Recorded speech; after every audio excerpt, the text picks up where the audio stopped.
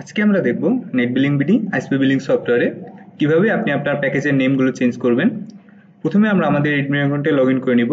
তারপর এখান থেকে রাউটার ওয়েলটিএন প্যাকেজ, তারপর এখান থেকে মাই প্যাকেজে ক্লিক করব আমরা। এখানে আমরা আমাদের সকল প্যাকেজগুলো দেখতে পারবো যে প্যাকেজের প্রাইস কত, কাস্টমার প্রাইস কত, অপারেটর প্রাইস কত, এই প্যাকেজের আন্ডারে কতগুলো কাস্টমার আছে সেটা আমরা এখানে দেখতে পারবো।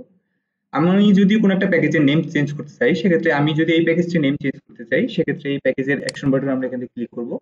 তারপর এখান থেকে এডিট, এখান থেকে আপনি চাইলে আপনার প্যাকেজের নেম, আপনার কাস্টমার প্রাইস বা আপনার অপারেটর প্রাইস, সকল কিছু ইনফরমেশন আপনি চাইলে এখান থেকে নেম চেঞ্জ করতে পারেন। আমি এই প্যাকেজটির নেম এখান থেকে চেঞ্জ করে দিতে যাচ্ছি, তাই আমি প্যাকেজটির নেম এখানে চেঞ্জ করে দিব। 15 MBPS এর একটি প্যাকেজ এখানে অ্যাড করে দিতে যাচ্ছি।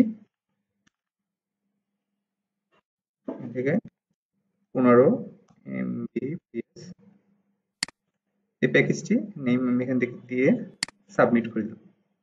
আমার এই প্যাকেজটির নেম এখান থেকে চেঞ্জ হয়ে গিয়েছে। এই যে এখন আপনি যদি চান যে আপনি মাস্টার প্যাকেজ থেকেও আপনার প্যাকেজের নেম এখান থেকে চেঞ্জ করে দিতে, সেক্ষেত্রে আপনি মাস্টার প্যাকেজে যাবেন। আপনি যে প্যাকেজটি ক্রিয়েট করেছিলেন পিভিপি, সেই প্যাকেজটি এখানে দেখতে পাচ্ছেন। এই অ্যাকশন বাটনে ক্লিক করবেন, তারপর এটা এডিট, এখান থেকে আপনি চাইলে আপনার এই প্যাকেজের নেম আপনি এখান থেকে চাইলে চেঞ্জ করে দিতে পারেন।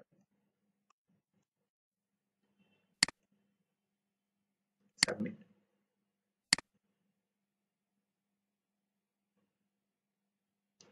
আমাদের ওই প্যাকেজটির নেম এখানে চেঞ্জ হয়ে গিয়েছে। ধন্যবাদ নেট বিলিং বিডির সাথে থাকার জন্য।